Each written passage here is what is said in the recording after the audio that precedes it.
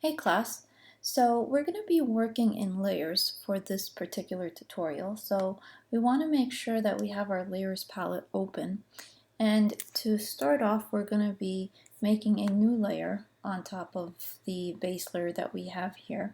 And we're going to be working our way through a series of layers. So it's not going to be too many layers. It won't be that little either.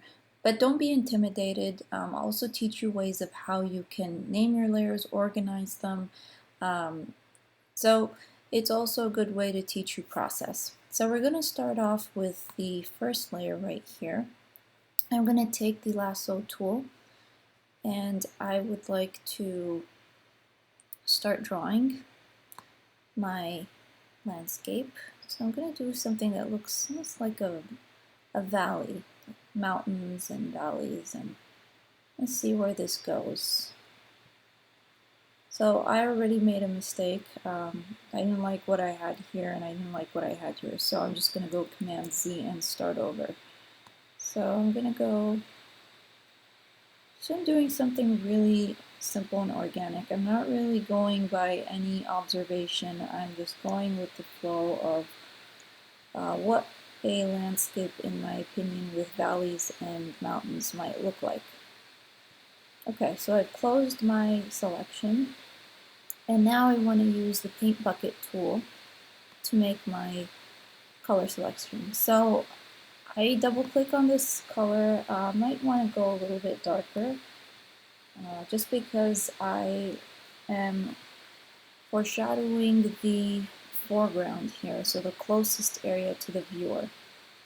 Okay, deselect, and I would like to paint this guy here, so I'm going to go into my paintbrush tool, make it a little bit bigger, and select, and make sure you're in this layer right here with the dark color. You don't want to go into other layers. Okay, so that's our first layer. Then we're going to make a second layer on top, and then keep drawing. So this is where I'm going to start off. Might have some hills here. You might want to have a little plateau. Remember, you need to close your selection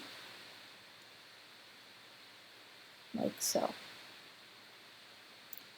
Now, like I said, we're using one color, so I'm going to take the same color, double click, and go a little lighter, like so.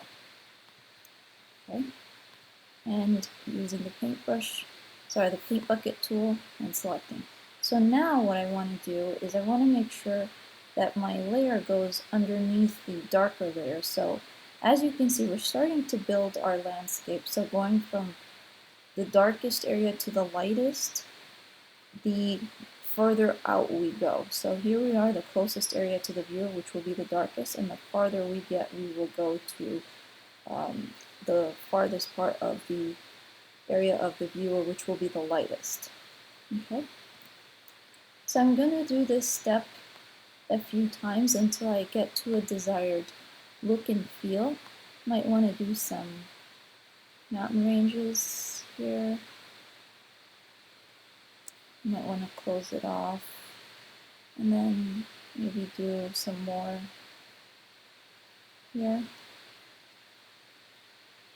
And again, close my selection.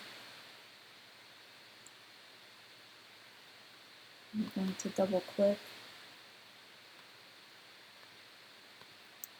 Same color, I'm just going up in my value scale. Okay. So we're starting to see what looks like a valley of sorts, with some hills and mountains and landscape areas. So bringing in another layer.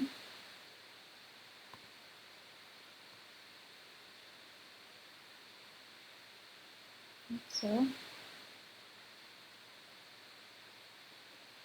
You might want to have this give a bit of more asymmetrical feel because I don't want both sides of my landscape or mountainscape in this case to look completely the same. So I'd like to create a little bit of difference between the two areas. So again, I'm going to go back into my color, select, take my paint bucket tool. Okay. So I'm starting to see some kind of forms happening, and I'm liking where this is going. So I can keep going if I wanted to, or I could stop here and just start to work on areas like the sky, for example. So in this case, I might want to make this almost like a sunset color. So what I'll do is change the color of this area right here, and I want to think like I'm still in the same color range, so I want to make sure that we're not too much in this area right here where it starts to get too bright. I mean, you can if you want to, but I'm choosing to desaturate my colors a little bit and go in this direction instead. Okay. That might be a little too much, so I'll double click and adjust accordingly.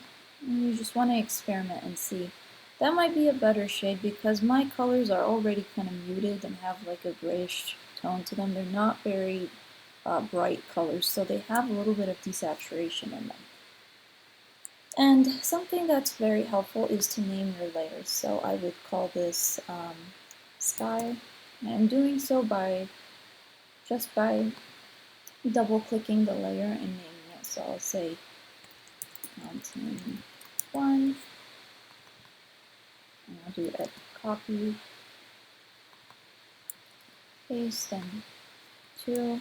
This is just a much easier way to not get lost in the different layers that you might have and just organizing them accordingly.